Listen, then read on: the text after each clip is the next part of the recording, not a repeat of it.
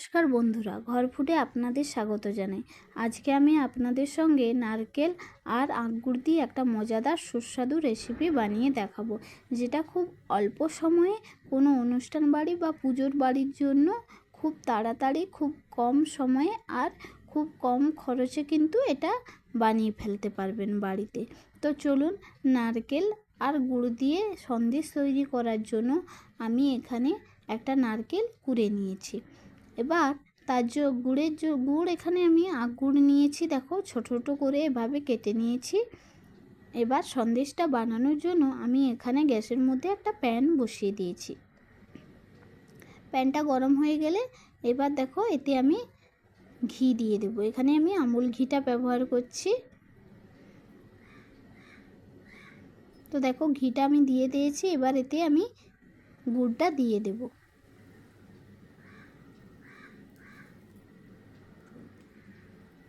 এখানে পুরো গুড়টা দিয়ে দিয়েছি।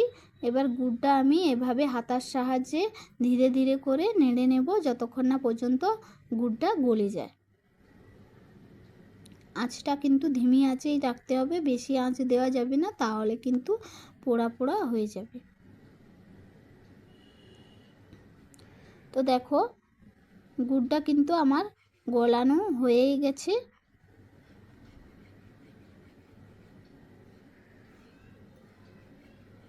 এবার এতে আমি একটা যে নারকেল কুড়ে রেখেছিলাম সেই নারকেল গুঁড়োটা কিন্তু এর মধ্যে দিয়ে দেব।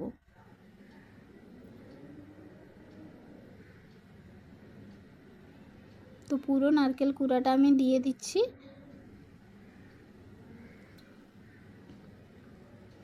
এবার এই নারকেল কুড়া আর গুড়টাকে একসাথে খুব ভালো করে আমি এটাকে মিশিয়ে নেব।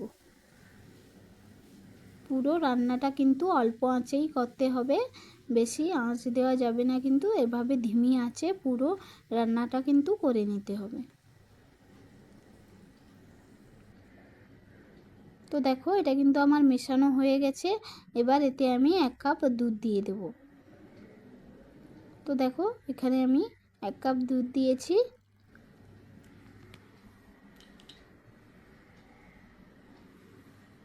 এতে কিন্তু স্বাদটা বাড়বে, সন্দেশের স্বাদটা খুব সুন্দর হবে। এবার একসাথে এগুলোকে আমি মিশিয়ে নেব। এটা কিন্তু সন্দেশটা কিন্তু খুব শুকনো শুকনো হবে। তো দেখো এভাবে নেড়ে নেওয়ার পর এবার এতে আমি একটুখানি আদা দিয়ে দেব। আদা দিলে সন্দেশের স্বাদ কিন্তু খুব সুন্দর হয় আর সেন্টটাও কিন্তু খুব সুন্দর আসে। তো দেখো এখানে এক টুকরো আদা আমি এখানে গ্রেট করে নিচ্ছি।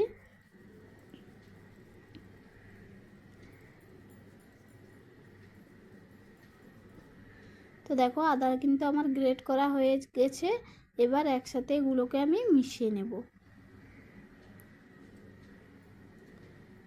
তো এই সন্দেশটা হতে হতে জলটা যতক্ষণ বসতে থাকবে ততক্ষণ পর্যন্ত আমি এখানে একটা পেস্ট বানিয়ে নেব। এখানে দেখো আমি মিক্সচার গ্রাইন্ডার নিয়েছি, তাতে আমি কয়েকটা কাজু বাদাম দিয়ে দিচ্ছি আর 2টো ছোটো এলাচ দিয়ে দিলাম। দিয়ে এবার এটার আমি পেস্ট বানিয়ে নেব। দেখো পেস্টটা কিন্তু আমি বানিয়ে নিয়েছি। এবার এটা আমি এর মধ্যে দিয়ে দেব। জলটাও কিন্তু অনেকটা বসে গেছে, দেখো দেখতে পাচ্ছেন আপনারা। এবার একসাথে এগুলোকে আমি নেড়ে নেব ভালো করে, কাজু বাদামটা যেন না গোটা গোটা থাকে। তো আমি ভালো করে এগুলোকে একসাথে মিক্সড করে নিচ্ছি। এবার দেখো এখানে আমি কয়েকটা পেস্তা বাদাম কুচিয়ে রেখেছিলাম এভাবে, সেটা আমি দিয়ে দিলাম, দিয়ে একসাথে মিশিয়ে নেব। এভাবে হাতাটা দিয়ে কিন্তু বারবার এভাবে নেড়ে যেতে হবে, যতক্ষণ না সন্দেশটা একটু বসা বসা ভাব হয়ে যাচ্ছে।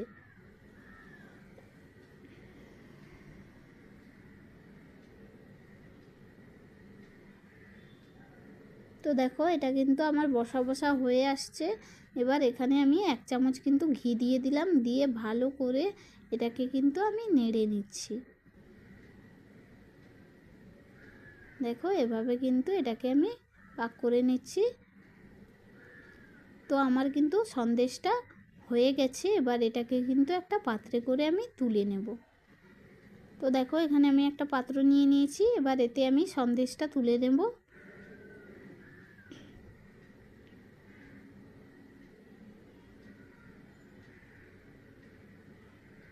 তো দেখো আমি এখানে তুলে নিয়েছি, এবার এটাকে আমি 2 মিনিট কিন্তু ভালো করে ঠান্ডা করে নেব।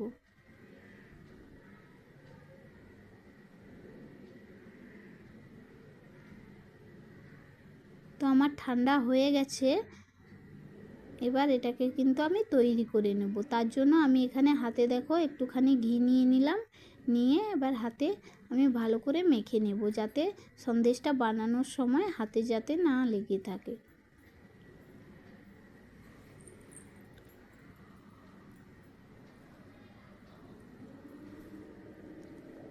তো দেখো এটা কিন্তু ঠান্ডা হয়ে গেছে, একটু একটু গরম আছে, তো আমি এটাকে তৈরি করে নেব। তো দেখো এভাবে হাতে অল্প একটু মিশ্রণ নিয়ে এভাবে হাতের সাহায্যে দেখো চারদিক দিয়ে চাপ দিয়ে সন্দেশটা কিন্তু আমি তৈরি করে নিচ্ছি। খুব সহজেই এটা কিন্তু আপনারা বাড়িতে তৈরি করে নিতে পারবেন। এটা বানানোর জন্য কোনো ঝামেলা কিন্তু কোনো হবে না। দেখবেন এটা খুব অল্প সময়ে আর তাড়াতাড়ি তৈরি হয়ে যাবে। দেখো তৈরি কিন্তু হয়ে গেছে, এবার এতে আমি বাদাম দিয়ে দেবো। আমি এখানে 1 টুকরো কাজু বাদাম আর 1 টুকরো পেস্তা বাদাম দিয়ে দিলাম। দেখো এভাবে বাদাম দিলে উপর দিয়ে দেখতেও কিন্তু সন্দেশটা খুব সুন্দর লাগবে। তো আমার কিন্তু একটা তৈরি হয়ে গেছে, এবার আপনাদের কিন্তু আমি আর একটা সন্দেশ তৈরি করে দেখিয়ে দেব।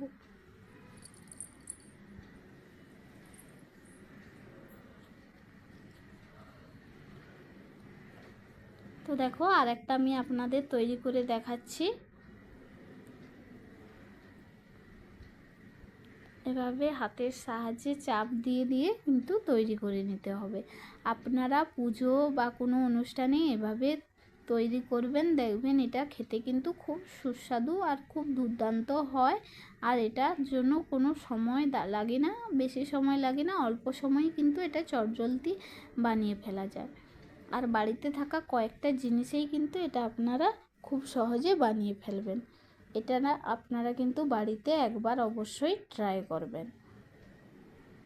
আর তো দেখো এটাও কিন্তু আমার তৈরি হয়ে গেছে, এভাবে কিন্তু আমি প্রত্যেকটা সন্দেশ তৈরি করে নেব।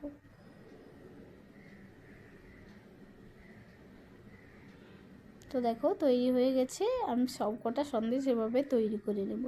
তো আমার তৈরি হয়ে গেছে। তো ভিডিওটা যদি আপনাদের ভালো লেগে থাকে তাহলে একটা লাইক করবেন, কমেন্ট করে জানাবেন যে সন্দেশটা কেমন হয়েছে, আর